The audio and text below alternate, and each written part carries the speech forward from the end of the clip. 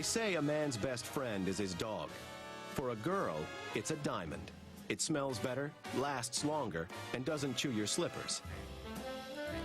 Given how hard it is to find and mine diamonds, it's no surprise they cost a fortune.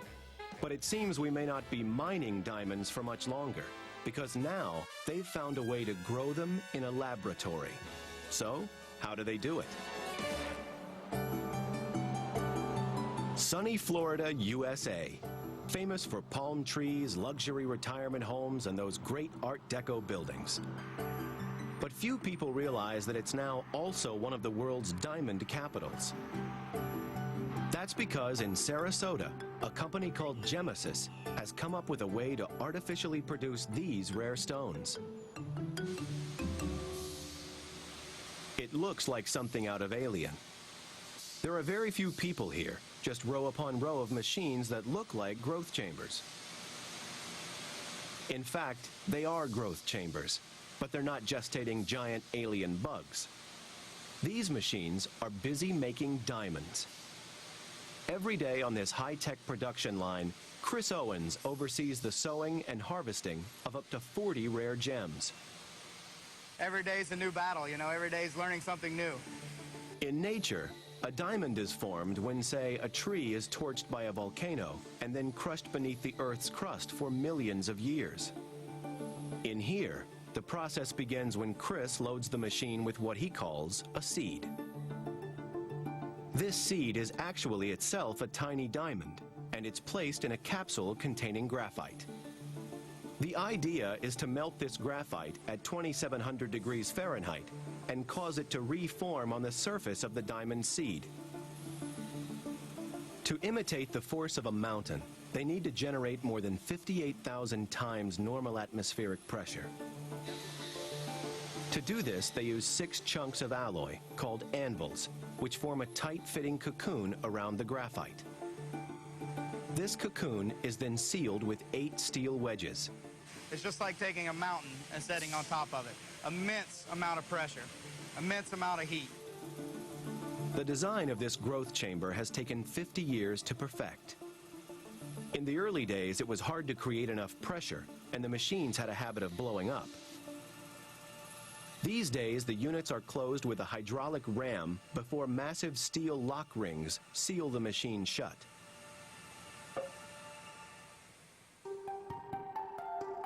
As the pressure and temperature builds up inside, the graphite begins to melt, turning it into a superheated liquid.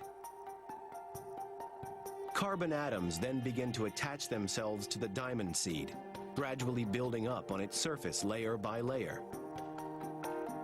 It's a slow process. It's also hit or miss.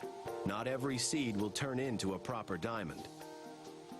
One thing missed and we have no diamond. And the machine will run just the same for 4 days. We'll unload it, empty, nothing. 4 days later, it's time to harvest the diamonds, and Chris carefully opens each machine. To find out whether it's worked, they need to remove the casing.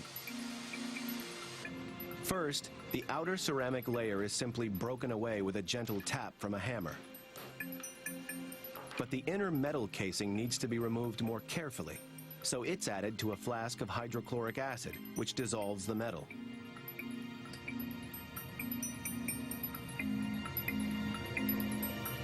After 5 hours in the acid, the metal capsule has been eaten away. This one is a success.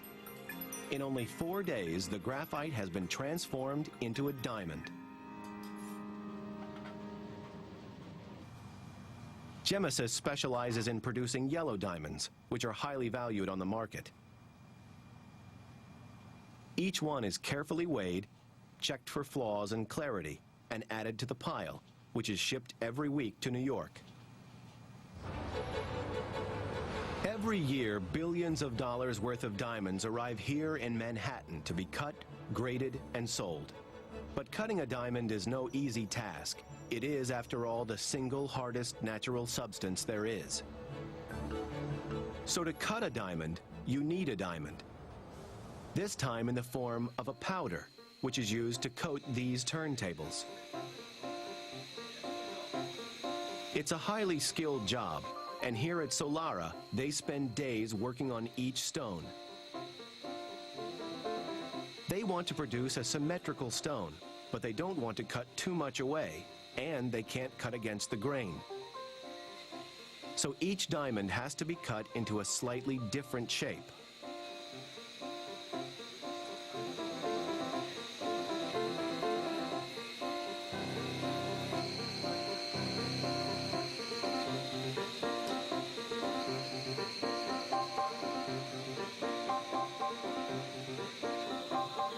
Once the diamond cutters have finished their work, all that remains is for the diamond to be certified.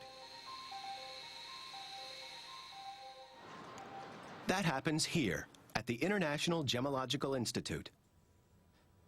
Gemesis diamonds are just as real as the ones that form naturally under volcanoes. To tell the difference, you need an expert like David Weinstein and a powerful binocular microscope. So, how does he tell them apart? The color in the stone, being a very intense orange, tells me that this is likely to be a laboratory-grown stone, and the microscope allows me to see the microscopic characteristics inside that help me identify it. To confirm their origin, all lab-grown diamonds over 1/4 carat are etched with a laser. With this little bit of handiwork complete, the finished stone is ready to burn a hole in the pocket of some guy and to decorate the finger of some doll. But what takes nature several million years now takes modern science just 4 days. These man-made diamonds cost about 1/4 the price of the regular kind. Not that there's any need to tell your special lady.